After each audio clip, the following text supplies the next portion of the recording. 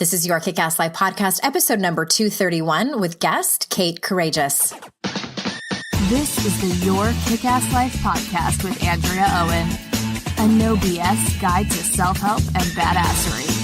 Because ladies, let's face it, life's too short for it to not kick ass. And here's your host, the girl who serves it up straight with a side of crazy, Andrea Owen. Hey there, ass kickers. Welcome to another episode of the podcast. As always, I am so incredibly grateful and glad that you are here and that you're joining us again. And today, of course, I have a very special guest for you. They are all very special. This one is even more special because she is a personal friend of mine and a repeat guest. I have been with Kate as she has gone on this journey of writing her book, and I'm so happy that it's finally out into the world and you can have it in your hands. We're going to talk about fear. We're going to talk about courage. We're going to talk about the inner critic in this episode. And speaking of the inner critic, I have a free mini ebook. If you don't have it yet, then you can get your hot little hands on it. It is 3 foundational tools that you need to learn to manage that negative self-talk that you probably have, because we all have it. Super easy way to grab it. Just text the word kick-ass, make that all one word, to 444-999, and you'll be prompted for your email address, and then we send it over. It's just a few minute read, and you can start implementing those tools right away in your life. Let me tell you a little bit about Kate and read you her fancy bio, because she is super duper fancy.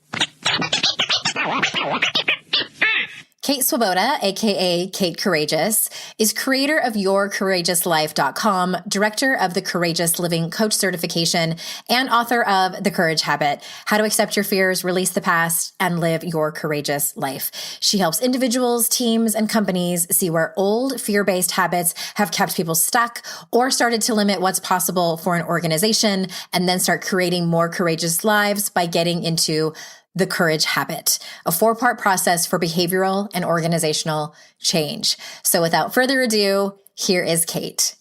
Kate Courageous, welcome back to the show. Hi there. I'm all excited because I think that this is at least your 3rd time on the podcast. You were one of my first guests. I don't know if you remember that, back in like 2013. Of course I remember. I was one of the ones that catapulted you to glory. Yes, no, you did. It was all me. It was all you. It was all you. I love how humble you are too. Just like I am. But you are, as I was telling people in the intro, you are one of my actual real life friends that I talk to on a regular basis. And we don't actually talk a lot about courage and fear when we're having personal conversations. We do in this like roundabout way, right? True. Because we talk about our own stuff where we're like, oh my God, I'm completely stressed out about this thing that's happening. I'm really worried that it's not going to work out. And then, one or the other of us is going, okay, sister, breathe. Right. Like, it's going to be okay. It's going to be okay. Yeah, it's going to be okay. And it's good to have those friends. I'm constantly talking to my listeners about their female friendships and how important they are. And I'm honored to call you one of my top 5 friends. And I'm so excited to have you on today because it's a big deal. You wrote a book, lady. You wrote and had a book published. I did. I wrote and had a book published. I will add in part and give total props to one Andrea Owen, who told me, go talk to Debbie Reber about book proposals, and gave me lots of support and encouragement. And said, you have to do this. Yes. You have so much great wisdom to share with people. Debbie Reber, by the way, was a guest a couple of weeks ago on the show. She just wrote a book. And as I was mentioning in that episode, she helps people get their book proposals written and to publishers if traditional publishing is the way you want to go. But hey, everybody, The Courage Habit: How to Accept Your Fears, Release the Past, and Live Your Courageous Life is in bookstores, and you can buy it online now. Of course, that link is in the show notes. I encourage everybody to buy it. And everyone knows that this is a topic that I love to talk about too. And the inner critic and fear and having courage, and what the hell does all of that actually look like on a day-to-day practical level / basis. So that's what we're here to talk about today. And let's start from the beginning, because in the book, The Courage Habit, you share that there are 4 fear patterns, predominant fear patterns that people get stuck in. So can you tell us about those that you wrote about? Totally. So before I go there, though, I'll back up just a little bit, because the book is called The Courage Habit, of course, because it's great to make a habit out of practicing courage. But it's also called The Courage Habit because there's this brain-based connection to how we actually live more courageous lives that I get into. And in just very, Cliff's Notes terms, it's this. Anytime you have a habit in your life, and behavioral habits fall under this as well, they run on a cue, routine, reward loop, and it's controlled by a part of the brain called the basal ganglia. So your basal ganglia is like if something happens and you're trying to figure out how to handle it. If it's a new situation and that cues up some fear, your basal ganglia goes, I don't know how to handle this new situation. Let's have a glass of wine. And if that works, and actually the routine of grabbing a glass of wine works and makes you more relaxed, which is the reward, then the next time you're really stressed out, your basal ganglia, it's certainly not like a mind control thing, but it's going to remind you like, hey, remember last time when that glass of wine worked so well for decreasing stress? So I know that you talk a lot about recovery on your podcast, and certainly there's more to it when we get into substances. There's other biochemical factors at work, but that's part of how substance use can become a habit. Well, when you are trying to change a habit, so if you've got these 4 fear patterns, you've got to realize that they've become a habit because they've worked on some level. They've actually gotten you to the reward of decreasing stress. And that's going to sound a little counterintuitive at first, but I can explain how that is. And so the 4 fear patterns are perfectionism, people-pleasing or martyrdom, pessimism, and self-sabotage. And so in that cue, routine, reward loop, it would look something like you decide you want to write a book or train for triathlon. If your predominant fear pattern is perfectionism, then you feel that cue of fear about the intimidation of trying to train for triathlon. And perfectionism kicks in and starts going, okay, we got to do it right. We got to do it better. We got to work really, really hard. And that's to get to the reward. And it's a short-term reward, probably of feeling like more in control. It doesn't get you to that long-term reward that we all really want, which is to feel more resilient, more confident. But in the short term, it works. And same thing with a different fear pattern, like maybe pessimism. You feel that cue of self-doubt. You go into pessimism. Oh, I'm not an athlete. I can't do triathlon. Why could I do that? And then you get the short-term reward of, maybe you just go, not for me. And it doesn't work in the long term because maybe you don't do the triathlon, but in the short term, it decreases the stress and intimidation you feel about going after something you really, really want. And this is all happening in the brain. And the point is to figure out how to recognize when it's happening and do something different and change that habit. I love the brain science behind it. And I know you know so much more about that than I remotely do. And also, I love, of course, 3 out of the 4 of those are topics that I go in depth in my book because they're so common. And I didn't look at it, from a scientific standpoint. I just was like, here are the patterns that all of my community is struggling with. And I want to talk about it. So, I love that. Yeah. Well, and I think too, and I was thinking about my own experience, and I talked about this a few weeks ago on the podcast, that example that you gave of, both of those examples are things that I was terrified to do and did them anyway, writing a book and training for a triathlon, terrified of both of them, and still heard the voice of, who do you think you are to do that? You can't do that. You're not an athlete. You're not a writer. And I'm trying to remember back, what was it that pushed me through that and said well, no, I actually can. Let me just try. For me, first and foremost, it was getting curious about my perfectionism and also having, kind of coming to terms with it and really working on that specifically and saying I don't have to do it perfect. I don't have to do all of the research and I don't have to be a quote unquote athlete. Getting curious on what is an athlete? What is a writer? Why not me? And, I don't know if that's helpful for anyone out there, but just getting curious about it and being aware that it was going on, the perfectionism and the self-sabotage, et cetera. Totally. You're describing the courage habit process. So I'm like, yay!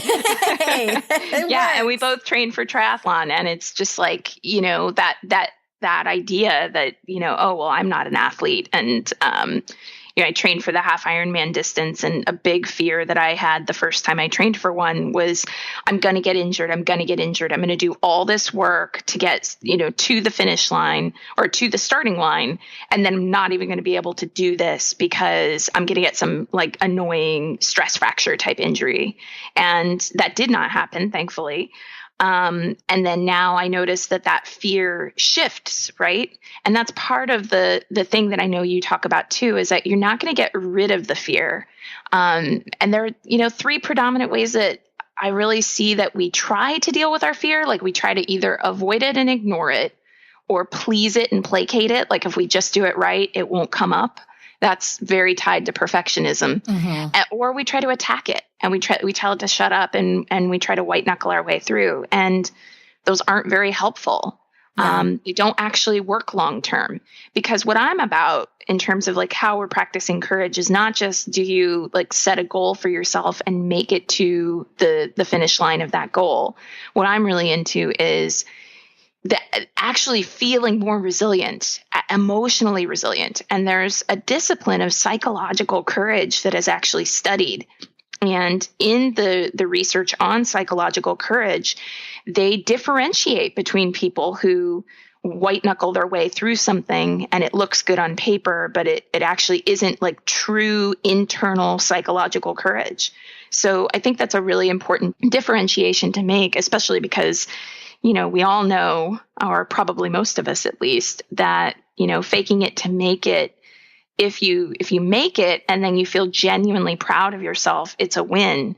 But if you fake it to make it and you technically achieve your goal, but internally you still feel all the not enough and insecurity, like that, it doesn't really feel like a true win for most people.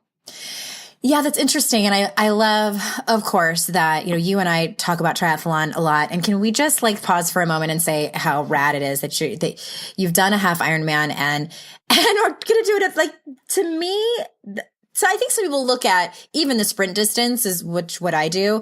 And like when I say sprint, you guys, I am not going like full out the whole time. I'm like, la, la, la, la, la. I'm not.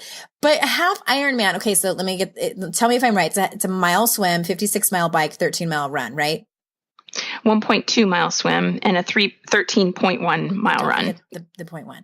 We have to have them because, especially for the swim, which I hate the most, that little 0.2 is like so annoying. Yeah, I'm just like, the last little part. That is bananas to me. I've done one half marathon before, and during the whole half marathon, which I did run the whole thing, I was like, I don't ever want to do this again, ever. And I have no desire to run a marathon. So I look at that as like, holy crap, that's athleticism. And forgive me if I'm wrong here, but you didn't come out of the gate like an athlete, right? When I think of Kate, like I don't think like the most athletic badass woman. I mean, I don't mean to insult you. I was a runner. No, not at all. I mean, I've always been like, my preferred activities have always been sitting activities, like reading, sitting, with my laptop and typing to write, sitting at a coffee shop to talk to friends. Like, I've always been a runner.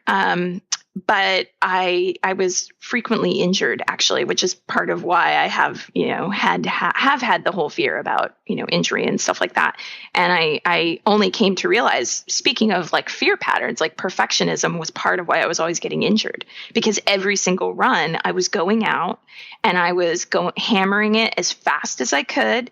And I was always trying to add distance, even if my body wasn't ready for it, because that's what you're supposed to do if you're a good runner. Did you have all your workouts like planned out ahead of time? Like, here's my incremental distance and stuff. Oh, no, I'm not even talking about like that's actually a healthy thing to do, to do incremental distance. I was more like, run. If I had a 5-mile run scheduled and I finished it and I felt like I had anything left in the tank, I would be like, I know, I'm going to go 7. Yeah, I would do that too.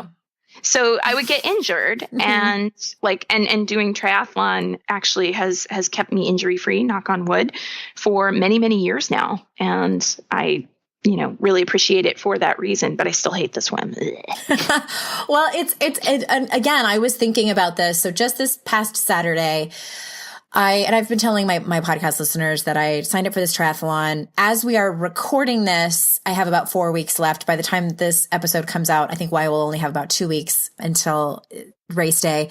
And I've been training with this group, and I actually am only able to go and ride with them on Saturdays. The first few rides that we did, okay, and meanwhile, it's all dudes, and by all, it's like 3 of them. Our coach is a guy, and there's one woman, but she doesn't come very often, and her husband owns a bike store, so she is like geared up, and they all have really fancy road bikes, and I didn't have a bike, so I was borrowing for the first several weeks my friend's mountain bike, which is so heavy, and it's not meant to go on these long road rides. It's just not meant for that. And so I am like struggling.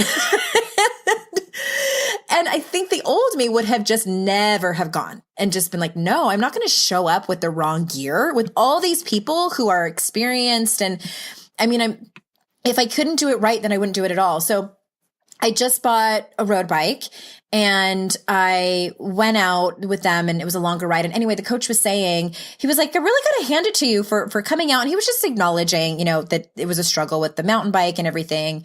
And he's like, not many people would do that. And it kind of got me thinking. And I said to him, I've gotten to the place in my life where I don't care anymore. Like that voice inside my head that says, don't go because you're going to look stupid.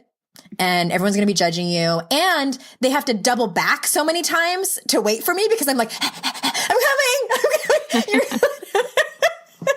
Waving. And I just don't care. Like, you don't have to double back. Like, I'm not holding a gun to your head. Like, it's not in the rule book. So I think you kind of have to do this work. And I've gotten there not just because I turned 40 and it happened. It's like, I have done this work, all of this work that you're talking about. And again, like I was saying, like getting curious and being compassionate with myself. And just, to me, bottom line, the other option is to not do it at all or feel like shit about it. And I'm not game for that anymore. I'm just not. Like when we talk about resilience, what you just described, that's what we're talking about. So it's not that voice doesn't come up anymore. Right. It still does. It's It's not that you beat it into submission or you figured out the way to ignore it. It's that it just gets to ride sidecar. And the fear of not doing the thing that you really want to do is greater than the fear of actually, trying and failing. And that's a really resilient place to get to. The great paradox is that the more you go into the things you fear, the wider your comfort zone becomes, so it's like a different orientation than how we're usually marketed to around courage. We very much live in a society that talks about conquering it so that you can do the things you want to do. And I know what your work is about and what my work is about knowing that the fear is still going to be there and then still finding your way and the ability for you uniquely to be able to do the things you want to do. Yes, I would love for anyone to rewind that. And can you say that part again about your comfort zone getting wider? That was a really great little quote. Yeah. So the resilience is that your comfort zone actually gets wider, and we are often marketed to around if you can, get your life in order. I mean, there's all different ways that it happens. If you can just do these things, you'll get to the point where you'll conquer your fear, and then you'll be able to do these things that you want to do. And what our, hypothesis is in your book and my book is that it's not about waiting until you don't have the fear to do the things you want to do. It's about going, here I am right here, right now. The fear is going to ride sidecar, and I'm still going to do the thing that I want to do. I don't have to wait to do the thing I want to do or be the person I want to be until the fear is no longer present. Yeah. So true. So very true. You guys, The Courage Habit, How to Accept Your Fears, Release the Past, and Live Your Courageous Life. Please go out and buy it. And okay, next question. So in the book, you say that you structure it in a way that is similar to a coaching relationship. So can you explain that a little bit? I really feel like we all read books, and then it's much easier to read the book than it is to actually like do something different. I feel like I can be this way with like a cookbook. I'll buy a cookbook at the bookstore. I'm like, oh, this is so great. So full of great recipes. I'm going to do it.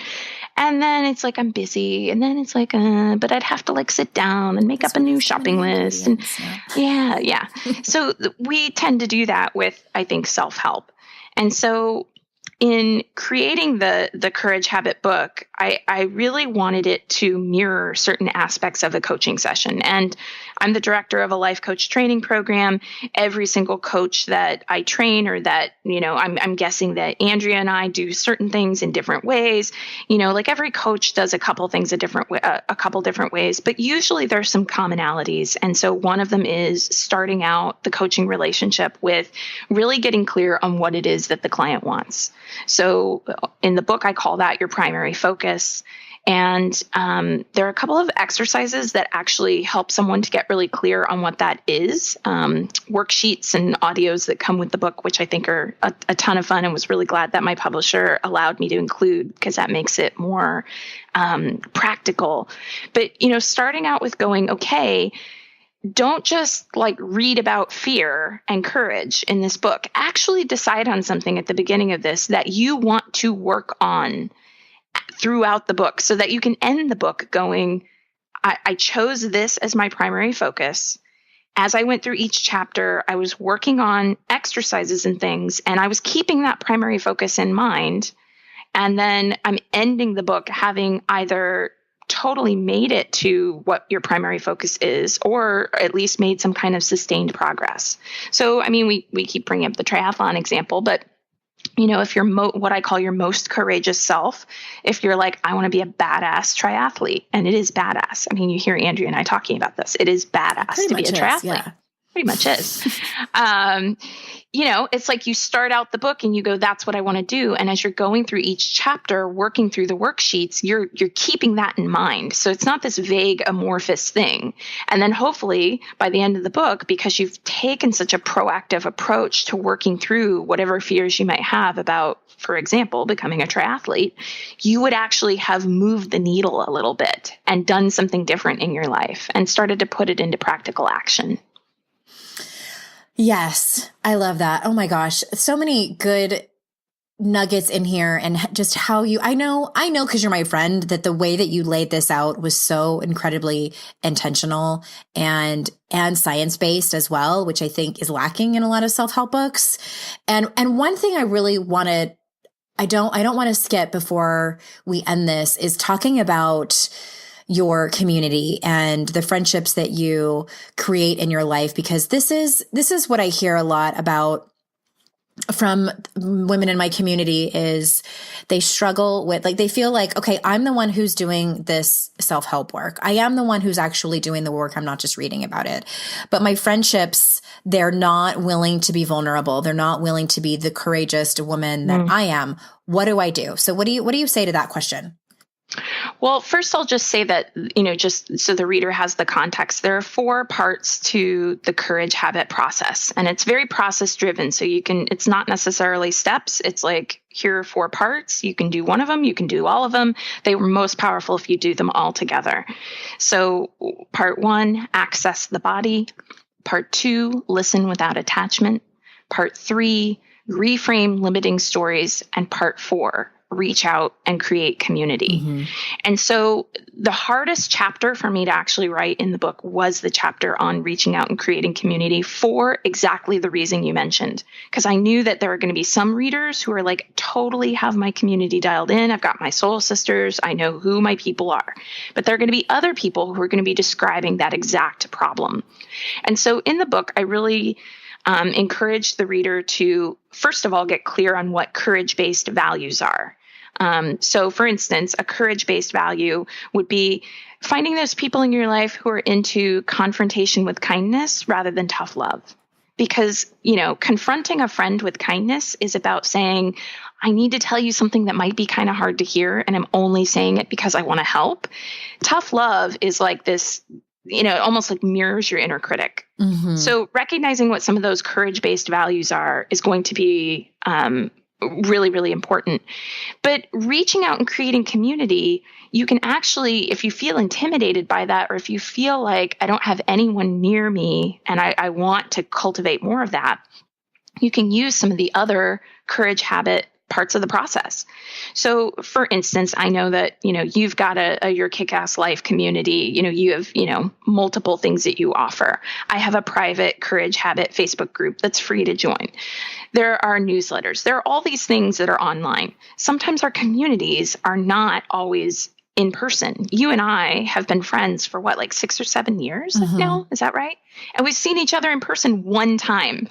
Has it only been one time? It has, huh? Yeah, when I was 1 million months pregnant. Yeah. Yeah, so this was 5 years ago. So, okay, but that doesn't mean that I need to get caught in the limiting story of, only my true friends are those people who are right down the street that I can grab coffee with anytime. So that's an example of what I mean by how you can use other parts of the courage habit process. You can go, all right, if I feel intimidated about the idea of making more friends, access the body. Do a scan of the body. What's this fear sensation that's all about? How do I get mindful about it? Maybe I have some fear coming up because I had a crash and burn friendship breakup and it's still leaving a thing for me. Listen without attachment. What's the fear saying? Maybe the fear is talking about that friendship that didn't work out. Maybe the fear is saying, well, you're just not very interesting. Well, then reframe limiting stories. Well, hold on. There are billions of people in the world. How can it be possible that I'm the one that isn't interesting enough to make a great friend? No, I don't think it works that way. And of course, there's, reframing beyond the limiting story that, if people in your immediate community don't resonate with you, that there's no other option because there's so many other options. So I really think that it's about how do you keep checking in with yourself and your internal process, and how do you then start taking action, even if it's just a little millimeter of action in the direction of what it is that you want. So maybe your first step is going to be that you join the Courage Habit group. You don't say a thing to anybody at first, but just joining was that little action that you took for now. And maybe your next little action is going to be that you see who's in your area. Maybe you're just looking to see who's in your area. It can be really, really small steps. Yes. And I think so much of that, of what you were saying is being proactive. I've told this story before on the podcast. When we moved from California to the state of Utah several years ago, and I had lived in California my whole life. I had never lived anywhere else before. And I honestly made up that within 6 months, I was going to have these great female friendships. And, it was a year in and I did not have that. That was not my reality. And I couldn't figure out why. And I was crying on the phone to one of my friends about it. And she was like, well, what have you done to, go out there and make these friendships? And I was thought about it. And my honest answer was I hadn't done hardly anything at all. And I think I had joined a gym, but that was it. But I wasn't asking anybody out for coffee. I wasn't, all I was focused on was that they were talking about the fun things that they were doing without me. And I'm how dare them not invite me? Right. When they didn't know you very well. And I think that it's, this is part of it. It's I know you went on book tour. I've been on book tour. And it's there are a lot of people online saying, I want to practice more courage and meet my community. And then there are a lot of people who don't show up for the actual event when you're in town to help create and facilitate and, make the connection. And this is the thing. It's it doesn't change if all you ever do is, think about it or want it and then not actually do it. But I have a ton of compassion for that space because that's where the fear is coming in. And it's okay, how do we shift that? That's the big question for me. When I was flying all over last week and I was meeting people, what are you in town for? And I'd say book tour, what's the name of your book, The Courage Habit. And I'd say, oh, okay. So is it a book where you challenge people to do one courageous thing every single day? And I was saying, it can be, but it's really about all the stuff that you feel, the fear and self-doubt that you feel before you can even take the action. Yeah. Because that's where most people get really hung up. And the other thing I'd say too is that, we're talking about habits here and we're talking about brain-based habits. You don't create a habit once. Your basal ganglia doesn't go, oh, cool, new idea, because it's one time that you move into a courageous routine instead of a fear-based routine. We're literally talking about you have to recognize how perfectionism, people-pleasing, pessimism, and self-sabotage have become brain-based habits that are like impulses that have become your comfort zone. And you have to now learn how to recognize when you're feeling fear and start going, oh, I'm feeling fear. I'm feeling self-doubt. I'm feeling not enough, whatever words you want to put on it, and go, I need to do one of these other routines, access the body, listen without attachment, reframe limiting stories, reach out, create community. It can be any one of them, but that's the only way, at least from the research that I've reviewed. And there's a full bibliography for anyone else who wants to geek out on all the research. That's the only way that I saw from the research I was reviewing that people develop this increased emotional resilience that we are talking about, where challenges can happen, or maybe the fear is there, or it doesn't go the way that you thought it would be, or maybe you make a mistake, or people criticize your idea or your thing or the way you're doing it. But there's an inner courage and a psychological courage that you develop that has you go, okay, even though these things have happened that are uncomfortable, I can do this. Yeah. Okay. I have a science question for you. Okay. I'm going to be embarrassed if I'm like totally wrong. I'm going to be embarrassed if I don't know the answer, because, I did research for the book, but I think you probably in no way do I think that I am an expert in neuropsychology whatsoever. Well, and I know I read it somewhere, and it might have been in like Popular Psychology or Psychology Today or something like that, where it wasn't in like a peer reviewed journal or something. Or maybe it was back when I was in college. I can't remember. But I remember reading about neural pathways, and that when the neural pathways are created in our brain of negative self-talk, of the action to self-sabotage and perfectionism and things like that. And like you were just explaining, it's not going to just be one and done where you create a new neural pathway just by doing the thing one time. That's not creating the new habit. So when we consciously and proactively do these things, like in your book, to change our lives, that's when the new neural pathways are created and we have more self-compassion, et cetera. Is that right-ish? Yes. And neuroscience and neuropsychology are two different disciplines, but they do, as I understand them, work together. So neuroscience is like looking at the cellular level. Neuropsychology is looking at how like the neural pathways then influence behavior. So yes, like this is what you are creating.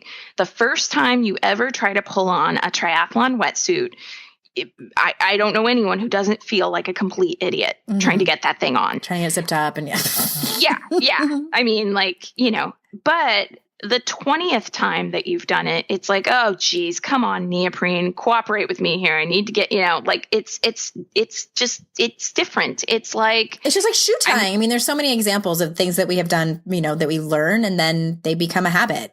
Well, I'll give other examples too that I know like moms can relate to. The first time you're in a store and your kid is being like a total pill, it's like mega embarrassing.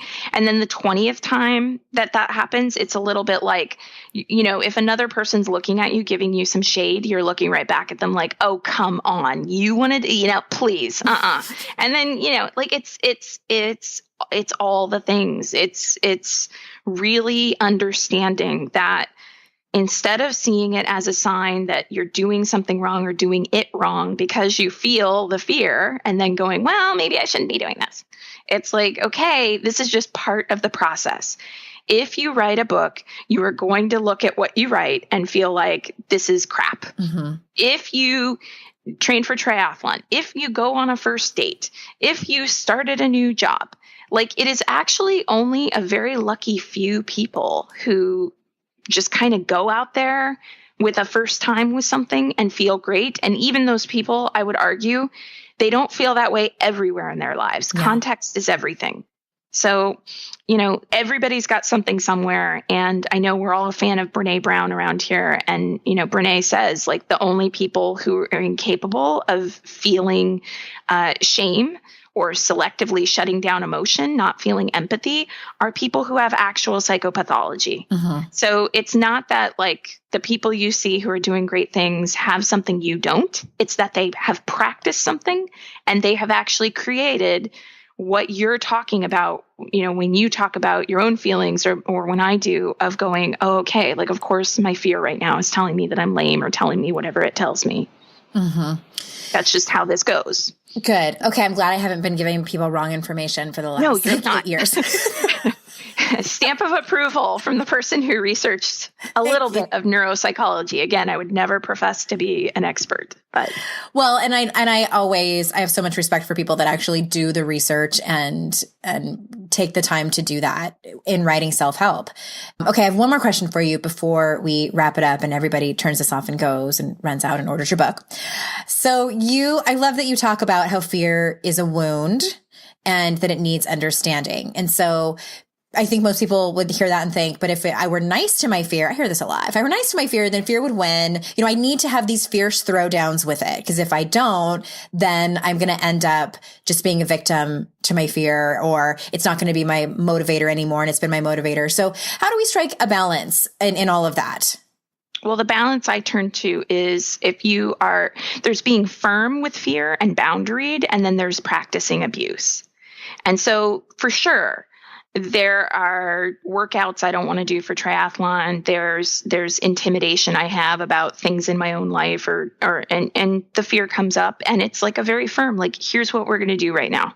We're going to go out there and we're going to run 6.5 miles right now because that's what's on the training calendar. Yes, even though the couch would feel so much more cozy right now, like, this is what we're doing.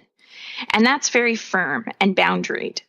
But there's a real difference between that and actual abuse, where you tell your fear to shut the F up, or, you yell at it, because when we practice abuse, we become the abuser. And I think that's a really important thing for people to start to recognize. I often tell people to treat your fear the way you would a small child. If your small child is throwing a fit, one hopes that you don't avoid it by locking it in a closet and trying to ignore it. One hopes that you don't placate it endlessly, because we all know what happens if you placate children endlessly when they throw a fit. They become, it's not in their interest to become thinking that the world is going to cater to them. Or of course, and there are certainly people who do this when children throw a fit, attacking them. And none of those strategies work. But absolutely, if a child is throwing a total meltdown in the cereal aisle at the grocery store, it's a good thing if that mom says or dad says, hey, this is not okay. We can talk about how you feel. We can go outside and I get some feelings are coming out. And that's fine. But hitting your child in the middle of the cereal aisle, or dumping it there and leaving it, or handing it 15 boxes of cereal to get it to not throw a fit, none of those things are very healthy in the long term for that kid. I have handed my kid 15 boxes of cereal before, I have to say. Well, of course. Well, we've all done that. We've all done that. It's not about being perfect. It's about what actually is the most effective thing in the long term. In the long term, yeah. For sure, we've all done that. And we've all done that with our fear. We've all, tried to talk our fear off the ledge and promised rewards and stuff like that. And we've all told our fear to shut the F up, and we've all attacked it, and we've all avoided it and tried to pretend it wasn't there. It's not that these strategies can't work in the moment. It's that if they are what we do as our primary strategy, they're not very helpful. And particularly with noticing where we practice abuse, because if we practice abuse, we become the abuser. Yeah, I always say, you've been talking to yourself this way for a long time, and you're coming to this work. Obviously, you're interested in this work because the other way is not working, and it's okay to put down the boxing gloves for a little while and be gentle with yourself. And I think that is, for some people doing this work, that is a whole new ball game, and one that I think would take some used to. And you guys, I'm also going to put the other podcast episode, links to the other podcast episodes where Kate has been on. There's one in particular where we talk specifically about the inner critic, and I love everything that you say, and I remember that episode very well and refer people to it a lot. But those links will be in the show notes, as well as links to Kate's book. Is there any specific place that I might be forgetting that you want to send people any bonus? You mentioned there's a Facebook group, correct, for people who buy the book? Well, anyone can join, actually. So Okay. anyone can access the bonus materials by going to yourcourageouslife.com/begin. So regardless of whether or not you have the book, you can get the worksheets and audios and get a little taste. They, of course, make more sense in the overall context of the book, The Courage Habit. And then if you search for Courage Habit on Facebook, you can access the private group there as well. And that is free as well. Again, it all makes more sense when it kind of pulls together, but there are a lot of resources there. And there are actually some people who are acting as Courage Habit ambassadors who are all over the United States and going to be having little local Courage Habit meetups in their area. That's something else that I'm really excited about as well, because I feel like, for sure, virtual communities are great, but in-person communities are also great. Spreading courage. I love it. And I am so glad that you did this. And the world needs more courageous people, especially more courageous women, which I know the vast majority of you are listening. And I selfishly, in reading your book, I'm so glad to have read it, because I'm like, this is how I changed my life. Like doing all these things that you talk about in here. And it's possible. This stuff works, you guys. This stuff works. The Courage Habit, How to Accept Your Fears, Release Your Past, and Live Your Courageous Life. Thank you, Kate, for being here and for writing this book. Thank you for having me. Anyway, everybody, thank you also so much for being here. I know how valuable your time is, and I am so incredibly grateful that you spend it here with me and my guests. So thank you from the bottom of my heart for that. And until next time, I will see you all out in cyberspace. Bye-bye.